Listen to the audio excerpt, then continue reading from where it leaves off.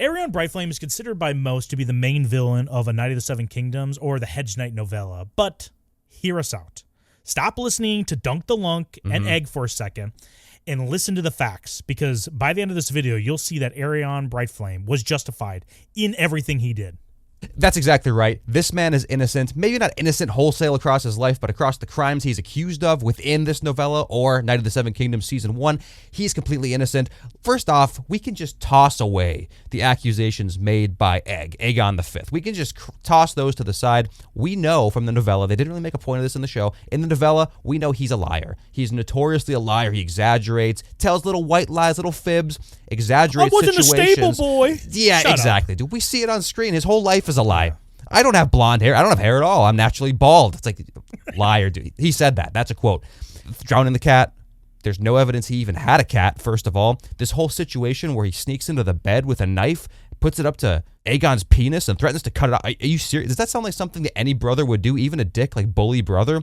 That is psychotic. That's psychotic beyond belief. That's sexual deviancy. We see nothing like that from Aerion. He is just a strong-willed man. So the one instance we see in the series that you would have to question whether or not, was he up to no good there? Was he doing something bad? Was when he's jousting against Humphrey Harding and his lance accidentally drops a little bit. Well, I don't even say accidentally. The claim is he kills his horse, or the horse is killed on this tilt. But Gator, do you think that was on purpose? Do you think that Aerion Brightflame, a prince of the Targaryen dynasty, would do something so unbecoming of royalty? I don't think so. I'm with Dunk here when that first reaction of that must have been an accident, right, Egg?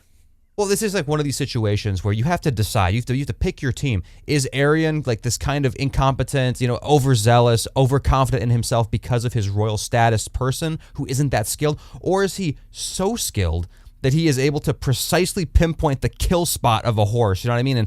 And really thread that needle and go straight to the heart kind of situation and ensure it's a kill shot. And then also make sure that the physics of it are perfect so that this guy gets extremely injured too upon the horse landing on him, you know what I mean? Because that's like the kind of, these are the two camps that people fall into, but they kind of want to group it all into one thing.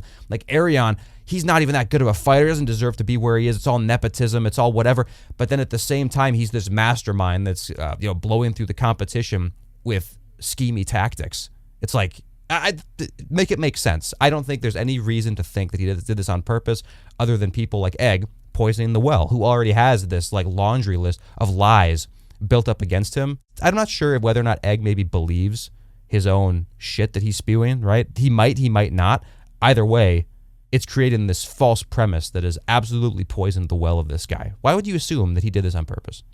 And just because he gives Dunk some shit, he calls him a stable boy, and he doesn't really believe he's a knight. He's like, oh yeah, these knights have fallen on tough times if you look like this. Just because he gives off this kind of pretentious, maybe even spoiled vibe, does not mean he's exempt from making mistakes while jousting. It could have been a simple mistake. And unless we get a written confession from this guy that, oh yeah, or I'm going after the neck, and maybe he puts a 3-leg parlay on this joust that one of them is a horse will die from a lance in the neck. Unless we get that, we can't really say he did this on purpose, guys. Just look at the facts. I know what you guys want to do. You want to emotionally respond to this thing, but in reality, we cannot convict this guy. Oh yeah, and to clarify, he is spoiled, by the way. He doesn't just appear spoiled. He is spoiled. Among the Targaryen royal family, they are the most privileged people in Westeros. Obviously, they're going to look down on Dunk.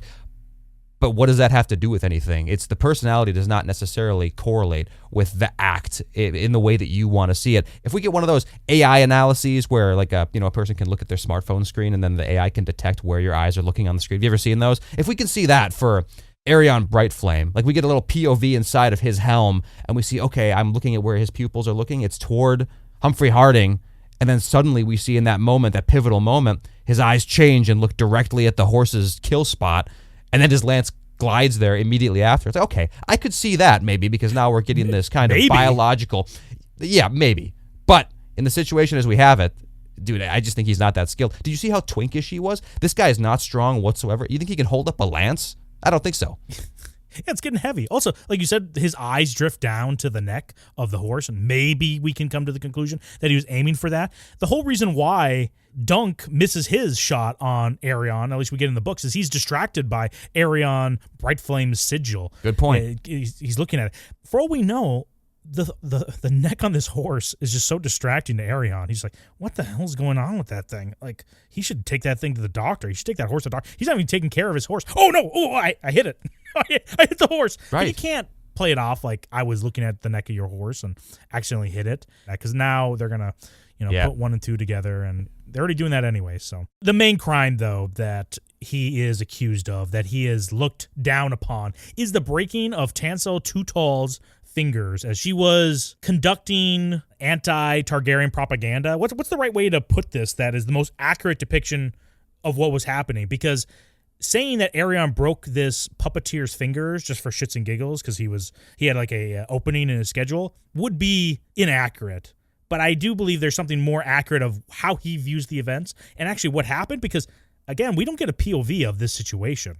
We only get aftermath of him breaking fingers as Dunk is running in when Egg the Liar just cried wolf, or Chicken Little, the sky's falling, and then gets Dunk in there to clean up. He's killing her. It's like, okay, dude, relax. It's just a few broken fingers. I'll give it to him, okay? The finger breaking, a little bit more graphic in the show than I got from the novel. Still, we don't know what happened at all. Best case scenario, she's making like an unsavory kind of statement. Maybe it's even out of ignorance she's making the statement. It could have been a Blackfire thing. Worst case scenario, she's committing treason in this moment. You know what I mean? Right. And we do not know the context of how Aerion responded. Like, Aerion could have been sitting in that show and seeing what happened with the dragon. The dragon dies, whatever. He maybe gave some constructive criticism, like, hey, you are very talented, but you might want to make it a little more clear that the dragon being killed here is like maybe the dragon of the Blackfires, and if it's not, maybe switch it to that motif just to avoid, because, I hate to be like that, but trust me, there are some members of my family and maybe Targaryen loyalists that would way overreact to something like this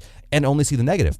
And then you don't know how she would respond. Maybe she's like, oh, I didn't realize we had a little sniveling manlet prince with baby balls and no friends. It's like, what if she was a total bitch because this guy was kind of critiquing her? Maybe she doesn't take criticism well. You have no idea. Right.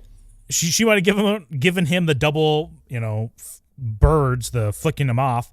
And he's like, please stop this. Aerion being so respectful as he's always known to be. Yeah. Please stop this. This is not good for the realm. It may cause instability, even spark a rebellion. Might be like a little ember for another rebellion against the crown.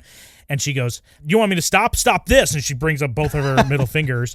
And then he's like, okay, well, you know what? If she asks for it, she's literally asking for it. So I will do that. Right. And not to mention, dude, she's taller than hell and he is not very tall. Might be a sore spot. So in addition to all the berating, she might just tower over him and stand over him. You know what I mean? Like really puffing her chest out over him. Maybe grabs him by the balls. Oh, you gonna cry, baby balls? Grabs him by the balls, squeezes a little bit. You have no friends, do you? Your haircut's terrible. What do you expect? Maybe he is crying a little bit from the bullying. He has to regain that, reputation. Eventually a guy's gonna snap. That's all I'm saying.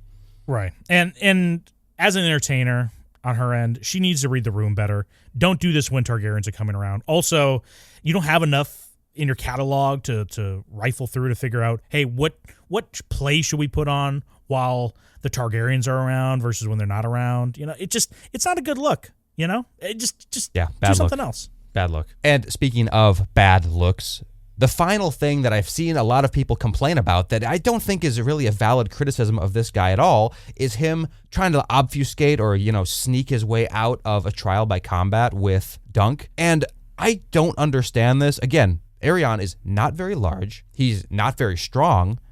This guy who did assault him, by the way, is trying to sneak his way out of proper justice with a trial by combat where he is enormous. There's 0% chance he won't win. We see this displayed in the series when Aerion tries to use his technique, his highly trained skills, whatever. It doesn't matter because Dunk is in this upper echelon, this higher weight class. He can no-diff the situation without any sort of technique or whatever. Of course, he's going to try to swing the odds a little bit more into his favor. How about make things even?